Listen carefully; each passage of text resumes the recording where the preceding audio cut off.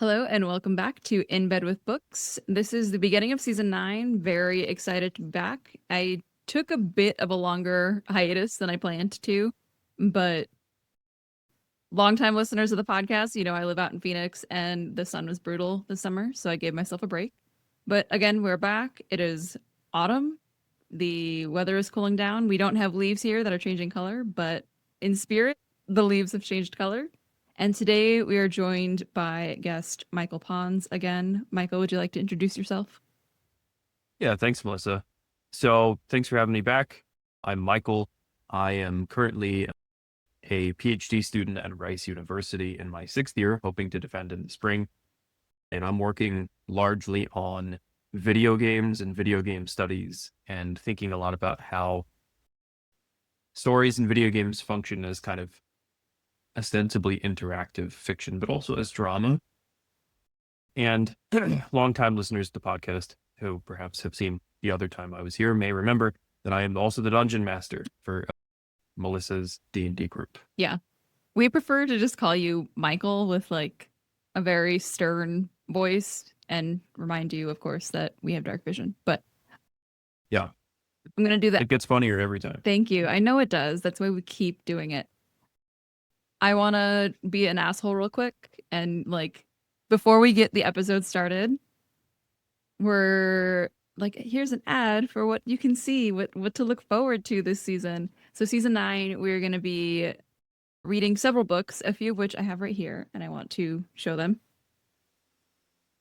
These are all of the ones that I have in person, like physical books. We got Babel, we got Immortal Dark. Is that what it's called? Yeah. I just know it's Hot Vampires. So we've got Honeymoon Stage and we've got Dire Bound. There are a couple of other books that will be making their way on, such as Original Sinner by Kate Ballinger, and we will be talking to the author. You can look forward to an author conversation with Margot Elliott as well from Honeymoon Stage. And then also just, as usual, random conversations with me and Kristen, and because we can't shut up about books. And other friends who are going to be joining me for some of those books, some other books that I have on ebooks. But otherwise, that is what you have to look forward to if you want to try to catch up as we move through the season. Add those to your TBR. And yes, I'm reading Babel now, even though Catabasis is firmly out, because I simply cannot read a book that's that hyped at the same time as all of the hype. It'll kill me. But otherwise, today, we do not have a book. For the first episode, Michael and I are going to be discussing banned books, because if you don't know, this week, at the time of this release, is Banned Book Week. The theme for this year is Censorship Is So 1984. So, Michael, let's talk a little bit about censorship. Mm-hmm. I guess I do want to preface this by saying, like, why do I want to have this conversation? And one of the main reasons is the phrase censorship has been in the news a lot lately. At the time of filming this, Jimmy Kimmel was just suspended indefinitely. Disney and ABC were boycotted. He was immediately brought back in. And a lot of this had to do with, I'm already going to put a stamp down, but the not even really controversial comments that he made in the wake of Charlie Kirk's death. I won't get into that event at all. But what I will say is Jimmy Kimmel's comments weren't that bad. The actual worst part of the comments, or most controversial part of the comments, were what he said about the president. And so, of course, the FCC head appointment dude said, pull it. And they did.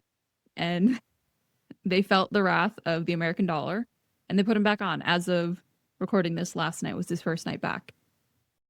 And so I felt, as a podcast that talks about books, that was something important to speak on.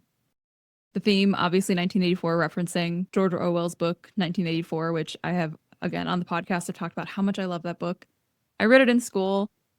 Doing research for this episode, I will say the amount of books that are banned that were required reading for me in high school was actually absurd. That astounds me. But I want to hear from you, Michael, as well. Comments, thoughts on censorship, on kind of like the current climate on things. Yeah. I'll say it's interesting because I have kind of a similar sentiment when it comes to those banned book lists. You know, I see these lists and it's like To Kill a Mockingbird and all of these things that I'm like, wow, that was like AP literature for Yeah. me in high school and in middle school even. So it does shock me sometimes to learn the kind of books that do get banned and for the reasons.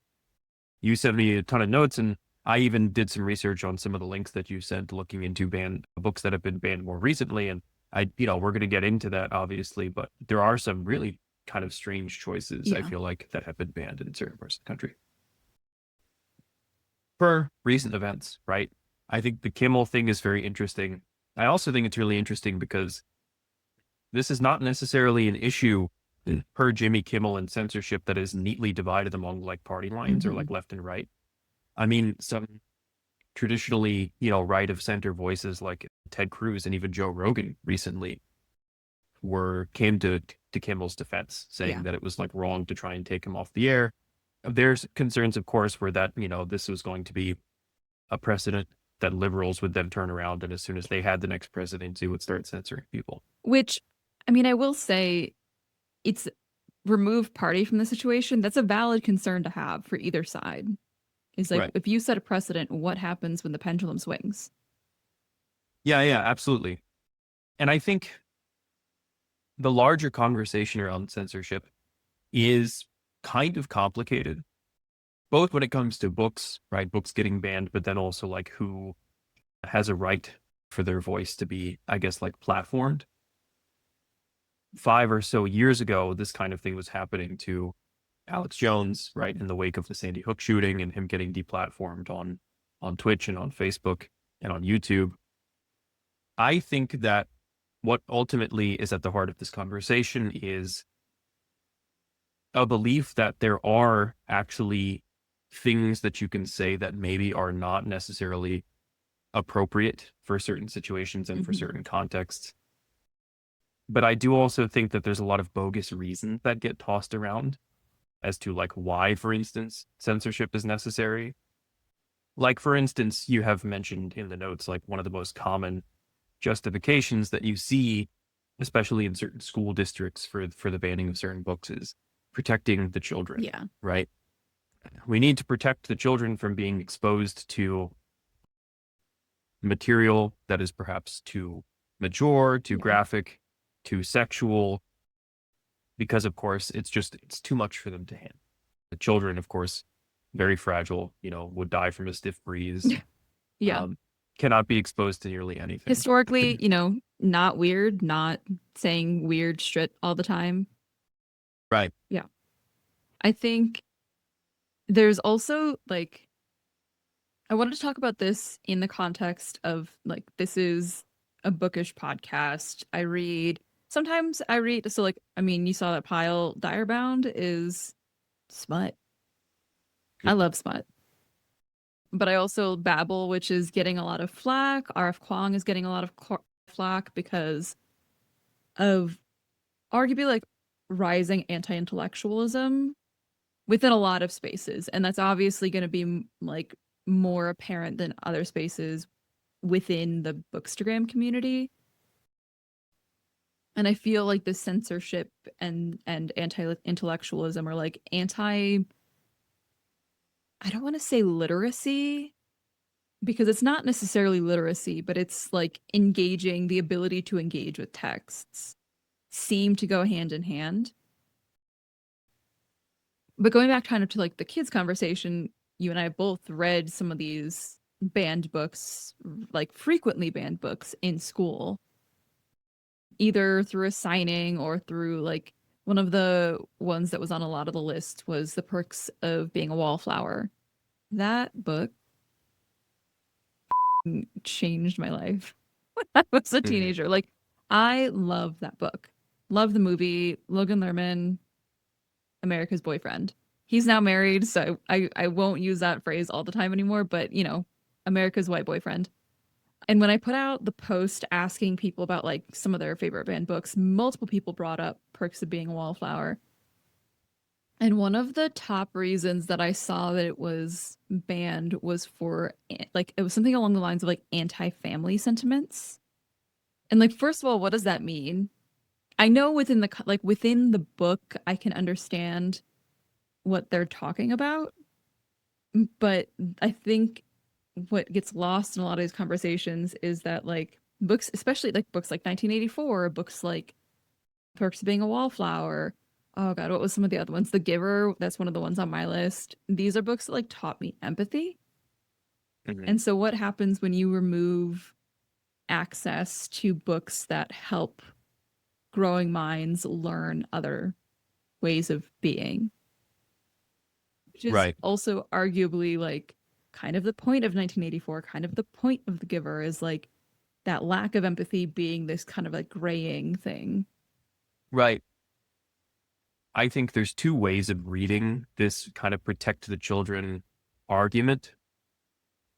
The first and maybe the more cynical way of reading the argument is that when people say protect the children, what they mean is shield the children from viewpoints that are taken to be outside the norm or outside the status quo, Hmm. because they want to establish ultimately a conservative viewpoint of the world that is taken to be kind of the default before children can have the opportunity to be, I don't know, corrupted or have Yeah. their minds infected by whatever, liberal propaganda. Debauched or Right. defiled. Yeah. That I think is the more cynical way of reading these kind of this kind of insistence on banning certain books. The other way, and I do think that both of these can be true at the same time, is that there's a belief that some of these texts are maybe too challenging Hmm. for children. There's nuance involved in these mature topics that are perhaps just going to go over the head of children in such a way that, or when I say children, I also mean younger people, middle school and high Yeah. school. I certainly did not get out of The Great Gatsby reading it in high school what I got out of it reading it again for a course that I was TAing at Rice, right? Hmm. There's a lot of subtext, there's a lot of cultural things happening in that book regarding race and eugenics that certainly I would have not picked up on in high Yeah. school. If I wanted to be generous, I would say the second one is maybe a more reasonable perspective. But I will also say, I think in many other ways or many other kind of, I guess, walks of life for other activities, we encourage children to challenge themselves and to go outside of their comfort zone, right? We think it's a good thing when children go outside and play ball with their friends and climb trees and maybe, skate and fall down and bruise themselves and get scraped and hurt themselves because it's a learning experience and it's something that challenges them and also causes them to grow and get more comfortable, like, I don't know, just being comfortable in their bodies and doing things that might initially seem dangerous. Yet somehow we have, I'm using kind of a royal we here, but somehow people don't seem to extend that same level of trust that children will learn from the experience of being challenged intellectually, from being Yeah. exposed to perspectives that are radically outside their own and might actually cause them to reflect and consider and feel somewhat uh, disoriented with regard to their own viewpoints. It's very strange to me that we really like it when children push themselves in some ways and in others. Yeah. And I think I like the something you said early on about like molding them. Like if we think about the little child's brain as a little piece of clay, they're like trying to really shave down what this clay is even capable of being made out of or like being made into. Because if you take like a block and you're like, I'm gonna make a mug, and then you cut off half of what you can make the mug out of, that's an even smaller mug. So it's like the idea that it's gonna tarnish somehow, but instead of viewing it as more material to make something bigger, it's this kind of like fear of like the loss of control, I guess. Right. But yeah, I think well, first of all, I'm probably more of a cynic when it comes to like the root of some of the arguments. This one's particularly like in terms of pro censorship arguments. The more forgiving side of the argument is that if, like you said, like if we don't give them space to step out of that comfort zone, what is the problem with using education as a way to like expand instead of as a way to profit? Which is a much larger conversation that I know you and I could really, really dig into. But it does in some ways feel like like a cousin of the, universities are now for profit. The idea that humanities is corrupting, like if we take this outside of like the protecting the children but into the like anti university argument, is humanities, turn my daughter liberal, and it's like, well, maybe they just learned further ways of existing and that's okay. It's funny how life changes when you know there's more options, but I don't know if we're getting into much larger territory here. So I want to steer it back towards books a little bit. And that was my own doing. I'm a yapper. That's why I'm here on a podcast. I'll just ask, like point blank, tell me some of your favorite banned books and tell me why they're banned and tell me your thoughts on that. Yeah. So I was looking at some of the lists that you sent me as far as books that have been banned in recent years. And the first name that popped out to me was Homegoing by Yad Gyasi. And supposedly the reason listed online is that it was banned from school and public libraries in some cases due to its honest and unflinching portrayal of slavery, racial violence, and the intergenerational trauma it caused. Homegoing is a very interesting book. I actually read it as part of my master's degree when I was in Florida State University for my master's. And, I do have to think slightly about whether or not that is a book that would still get taught, given the governor of Florida's ongoing war on critical race theory, Yeah. whatever that means. Yeah, define But that for it's me, a very, Michael. yeah, it's a good question. I've been in academia for God knows how long at this point, and I'm actually not sure I know what critical race theory is. But one thing that's very interesting, so Homegoing is a book. Have you read Homegoing? No, but I've I heard can of only it. say it for the viewers. Yeah. It's a book that kind of starts, I think, in the 18th century with a pair of African sisters who are living on the west coast of Africa, one of whom gets sold into slavery, and one of whom I think gets married to the wife of a colonial baron or trader in one particular settlement on the coast. And the book goes back and forth from chapter to chapter in the family members of the generations of descendants from these two sisters, all the way up until the present, where actually two of the descendants of these sisters end up kind of meeting each other and reconciling.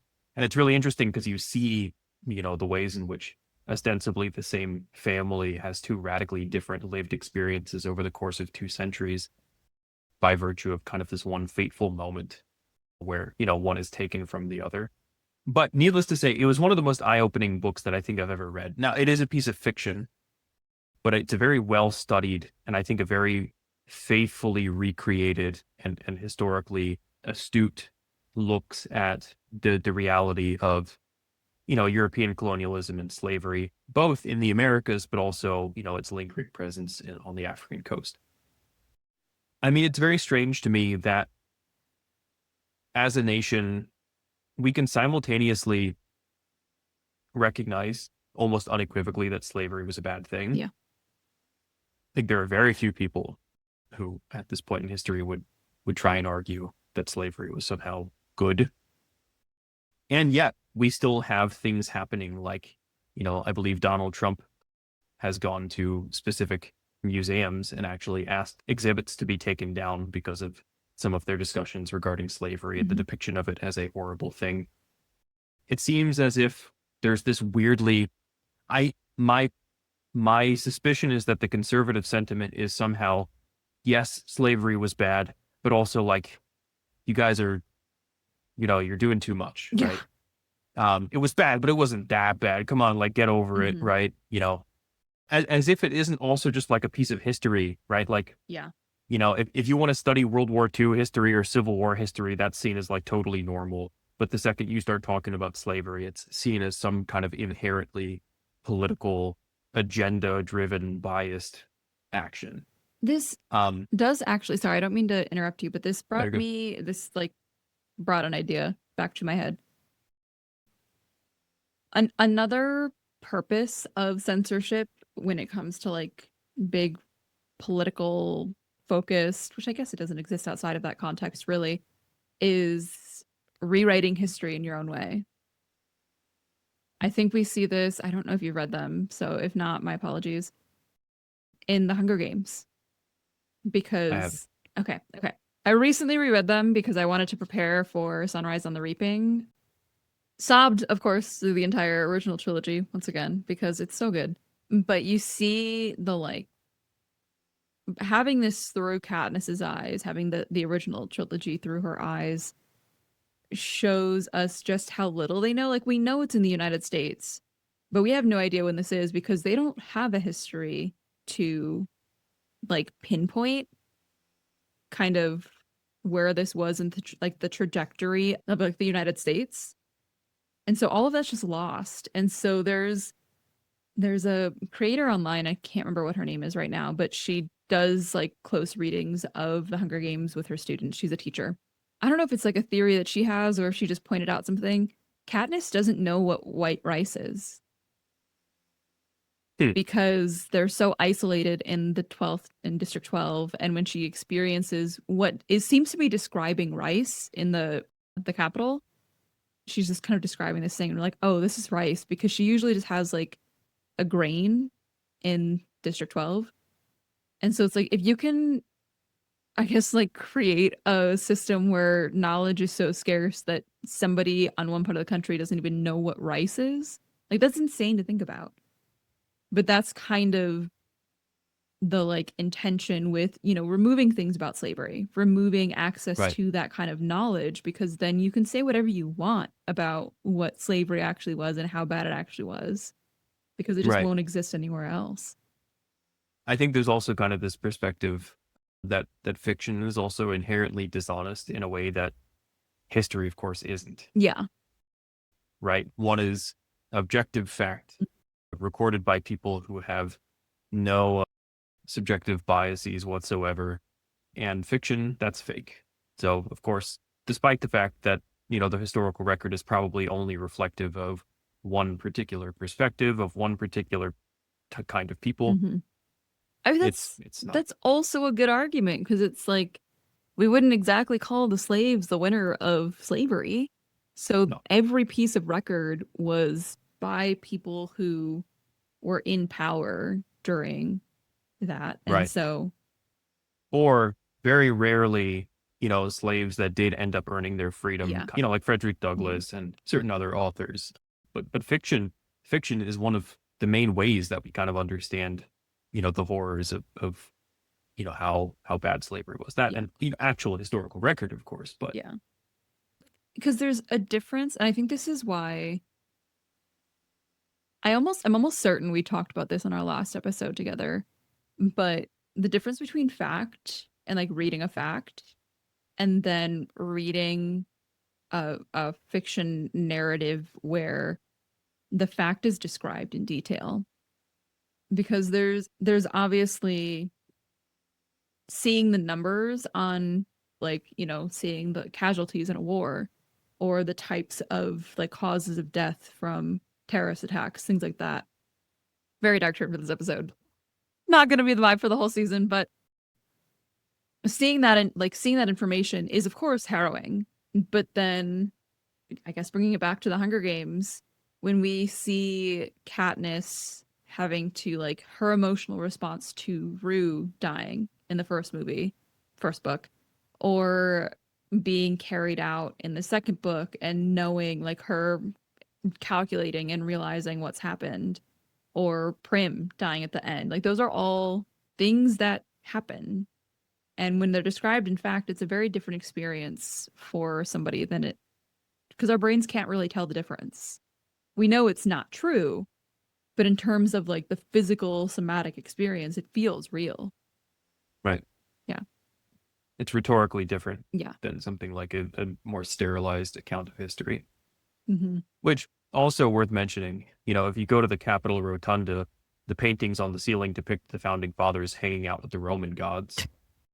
To my knowledge, that's also not a thing that ever happened. And yet, you don't have Yeah. outrage calling for censorship over, what is ostensibly a fan fiction about, Thomas Jefferson hanging out with Poseidon. I heard they Um, actually helped found America. So, yeah, that's what I heard too. I think they cut that out of Hamilton, I think, for timing they reasons. just But couldn't get Poseidon on board to do the right, play. So, right. he was too busy. What is one of your books? The Giver actually is my first one. I want to talk. So I talked about The Giver and Perks because they just popped up, but I actually want to talk about Their Eyes Were Watching God by Zora Neale Hurston, which we've read on the podcast before. Not with you, the royal we in that situation.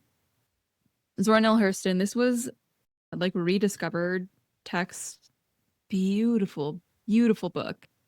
But the reason it was banned was because of sexual abuse, violence, and the objectification of women. And I'm just like, if you were gonna ban every book that had the objectification of women, no book would pass the Bechdel test because there wouldn't be enough women in any book. So that one I was like, okay, don't pretend that you're trying to do something with this.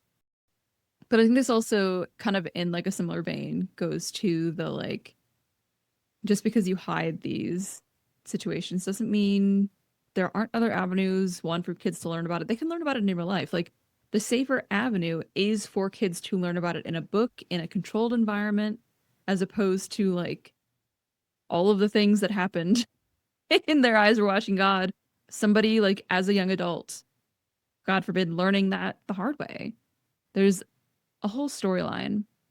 Basically, a big chunk of the main plot is that her last husband, the main character, her last husband who she loves, this is like the love of her life, he contracts rabies and he slowly goes kind of mad, like angry mad and also kind of crazy mad because it's rabies and that's what happens. And that shouldn't be banned. That's like a health thing. Like I Right. can't wrap my head around. I mean, there are also other things in the book that could certainly fall under this umbrella. But it's not like the book even depicts it as this is the way things are and this is okay and this is how we should act. And so I'm like, are you banning it then because it's depicting it as bad? Right. I like we've already established I'm definitely a cynic when it comes to these things. Yeah. But I also just real quick because we talked about or because I brought up The Giver where it was banned. So I pulled mine from a Colorado banned book list, and these were like really common ones. I think it was like a top 10 list or something. The Giver by Lois Lowry was banned and challenged because of sexual content, violence, drug usage, infanticide, suicide, and euthanasia. Have you read The Giver?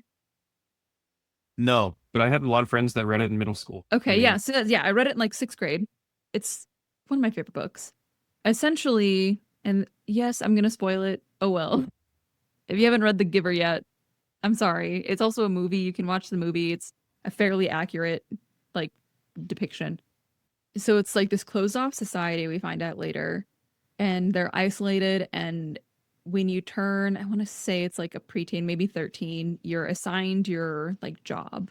And it's this whole huge ceremony and they call out all of the names and you get like, oh, you go to sanitation, you go to maternity leave, you go to be a doctor. And the main character, his name isn't called, and he's like, "Oh my God, I'm screwed. They're kicking me out. I'm not going to be here anymore." Because he was all confused about what he wanted to do, and he thought he was being punished for it, right? And no, he's going to be the next giver. And basically, what happens is the giver puts his hands on the kid's back and feeds him memories from a different time in a different place. And it's like he becomes the living like manifestation of their social memory. But that's where mhm, all of this stuff pops up. And it's like that's almost defeating. Like that's the purpose of the book is that this society that wasn't good. It was like, the utopia is only utopia within the utopia, but actually it's a dystopia kind of thing. mhm. And so the whole point is that he's containing all of this for like helping them move along, but they don't trust all of this knowledge with the rest of society, and that's bad. And that's almost like by banning the giver, you're doing exactly what they did in The Giver. You Right. didn't learn the lesson. And I read this in middle school. So adults didn't learn the lesson. But yeah, that was one that I was passionate about. Yeah. I do think it's really strange because again, right, as you pointed out a couple of times, and I kind of feel the same way about many of the other lists or books that are on the list, but it's like a lot of these have good messages that shouldn't even necessarily be controversial, Yeah. right? Like a lot of these have messages like people starve and people die in the world, and that's a bad thing. Yeah. I don't know. On the one hand, maybe you could just say that we want to raise our kids to be optimists before they understand that the world is actually a deeply troubled place where problems exist. Hmm. But I think before you even get to that kind of argument, you kind of have to start from a baseline of granting, first of all, that students aren't already getting exposed to this kind of stuff in their everyday lives through Yes. other forms of media. Yes. Like with the prevalence of the internet at this day, in TikTok and YouTube, and I mean, even before all of that, listen, in middle school, in elementary school, I was playing Halo, right? I was playing Call of Duty. I was, watching at the time what were considered very photorealistic and graphic depictions of the war in the Middle East. Yeah. At the time, And, to be clear, like it's gotten better, but at yeah. the time, right? I mean, the opening sequence of Modern Warfare, which came out in 2007, right? So I was 11 years old when I was playing that game. It has you playing as the kidnapped president of a fictional Middle Eastern nation. You get put in a car and you get shot in the head and executed on live television by a terrorist cell. This is what the kind of media that I was consuming at 11 years old. Yeah. Well, we're also Um, from the generation of like, oh, I hate that I'm going to say this video title on my podcast. And I'm sure like Two Girls, One Cup. I kind of had a feeling you would Yeah. say that. Like, Yeah. and not, don't Google it. If you don't know what I'm talking about, don't do it. Mhm. Let the past die. Let it die. Exactly. But like it does feel very reminiscent of those kind of like early 2000s where they're arguing about video games and people are creating like screwed up shit that Right. like middle schoolers with basic internet access are easily just Right. finding. They're watching beheading videos on YouTube. Like that was Yes. a thing that happened in my middle school. That was like I a went to a Christian private phase. school. Yeah. Yes. Another one. Okay, so I didn't add this to the list because it's not my favorite series, but a notable one was like the Court of Thorns and Roses series by Right. Sarah J. Maas, which of course is huge in Bookstagram. I can understand in terms of like the sexual content not being appropriate for schools. And again, to be clear, a lot of the lists that we were looking at, most of these things are getting banned, of course, in schools, not necessarily like they're not getting banned necessarily like a national level. That's not what's happening. Right. They're doing much more like, Not yet, at least. not yet at least. I think they're doing, it's a much more lower, smaller, regional kind of thing. Smaller scale. Smaller scale, thank you. So, like, should that be in school libraries? No. However, and this is like a loaded however, that's not the only smut book. Like why is that book on its scale being so heavily? And it's because that's what they know. That's what people outside of the Bookstagram community know. But that's by no means like, we're looking at video games. It's like, okay, you don't even know like what you're arguing about though. Or if we're looking Right. at the videos that people have access to online, it's like, yeah, that's why there's this goes back as I'm saying this, I had another half thought. This goes back so far too, because this argument has existed since the birth of movies as well. And that's why we had like the movie rating system. And that seems to, for the most part, be successful. I think this is why I was thinking about ACOTAR, because it's why would it matter that you need to ban this one specifically if it's not like a child age book? It seems like That should just be the librarian's job to ensure that a book with like explicit sex doesn't make its way into a middle school library. Right.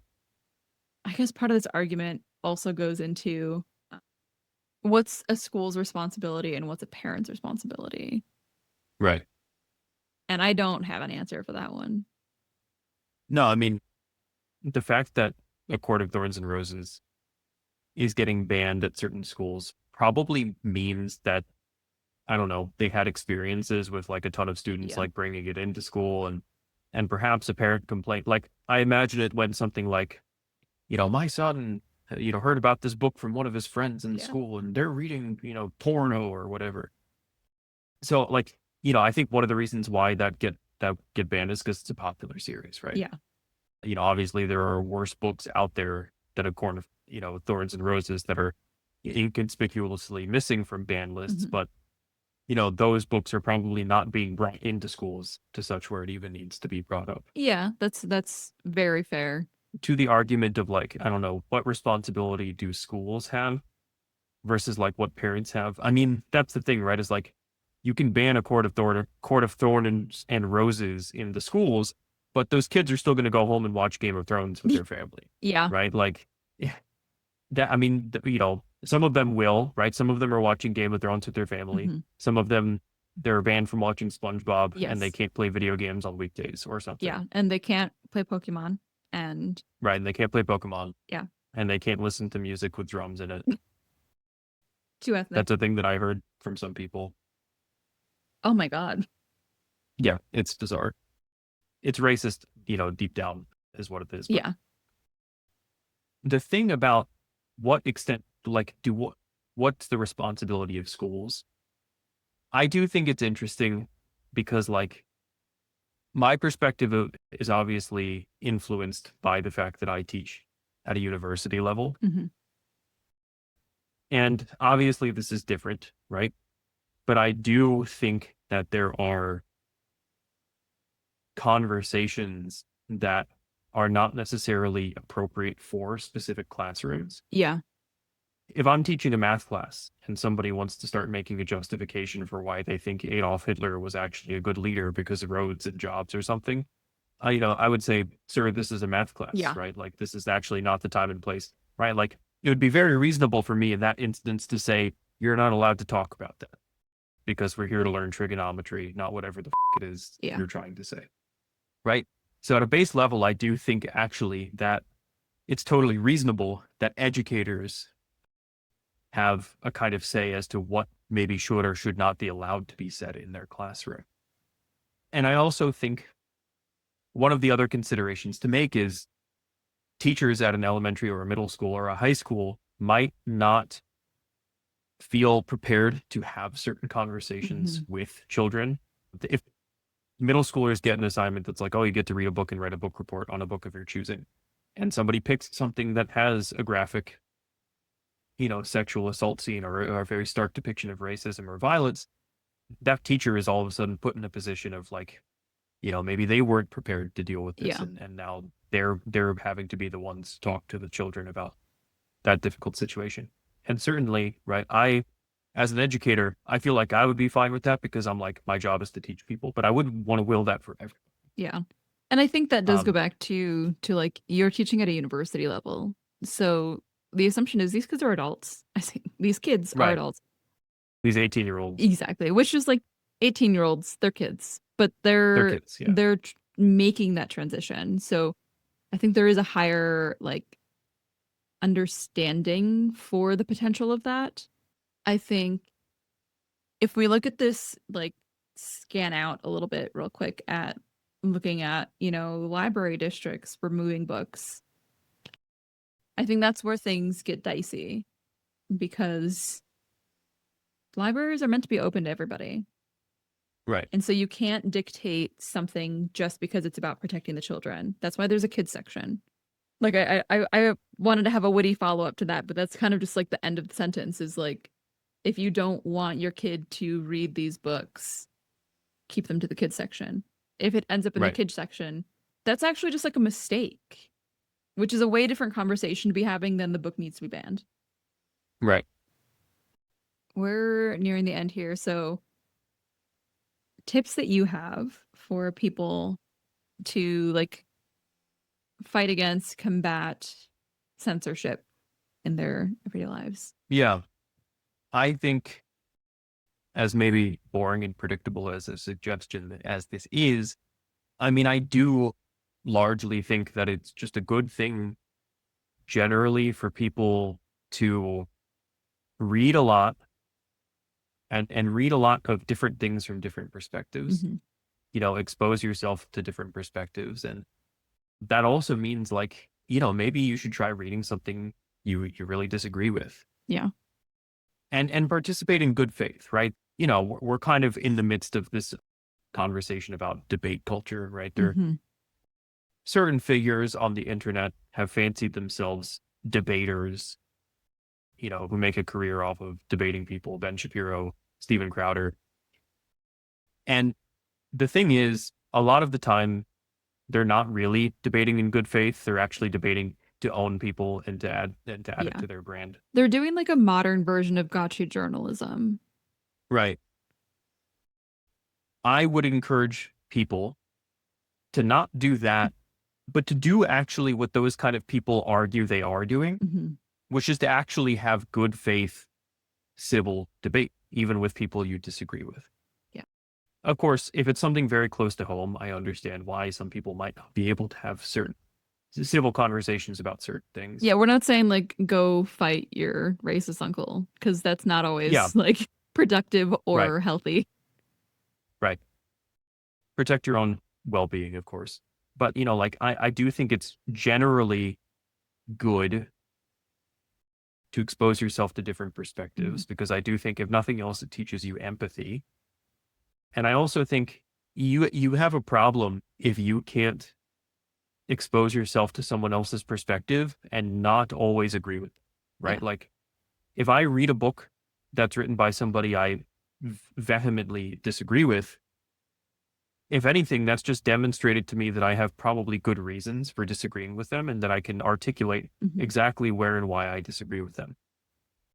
If you can't articulate specifically where and why you disagree with somebody, I don't know, like that would scare me, right? I Yeah. would feel like maybe I don't have a good reason for disagreeing with this person. Yeah, like inform yourself at the very least Right. because either you learn something new about yourself or you confirm your own identity a little bit more. Like, and that's Right. okay. When I used to teach rhetoric and composition at Florida State University, I would have them make argumentative research papers. And actually, one of the things that I required was that at least one point in their paper, they actually had to voice and entertain a critique of their own position and then respond to it. Mm, And that was not necessarily because I wanted them to express empathy with an opposing viewpoint, but it was actually to help them make their arguments stronger yeah. by anticipating critique.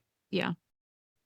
Now, this doesn't mean you have to go out and read every Ben Shapiro and Milo Yiannopoulos Ugh, book that you can find. don't, he's gonna come back, Um, isn't he? I know, yeah.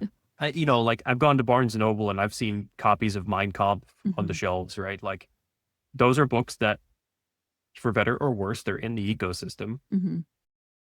But expose yourself and actually practice being critical, not only of other people's perspectives, but maybe even of your own perspectives, and embrace confrontation, I would say.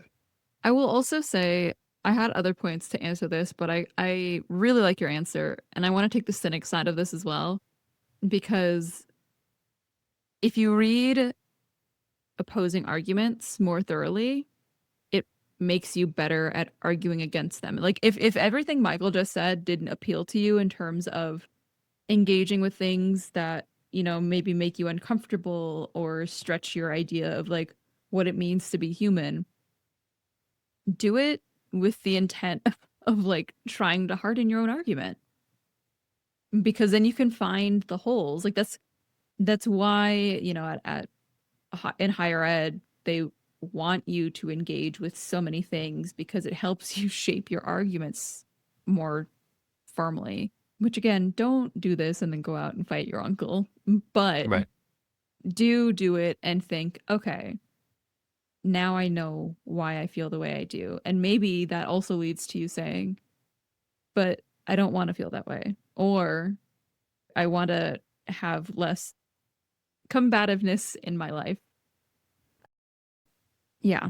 So it is funny, kind of drawing to the end here as we're talking, seeing the through line. Because, of course, books predate all of this, the movies and the rating system, and the video games are violent argument that was big when we were Right. teenagers, which I can't imagine existed really before that, because most of the video games before that were Pac-Man and Tetris. But I'm sure somebody was making, well, they were making the arguments about like D&D, which About is, D&D, which is right. something Yeah. that's why we talked about it before. They were making that argument about novels in the 18th century. Yeah. I mean, Yeah. I think at the end of the day, people need to just trust that children are smarter and more resilient, and people are smarter and more resilient. And that's coming from somebody who regularly at work talks about how stupid people can be. yeah. People can be, but that also means they have a big capacity for being like smart. Right.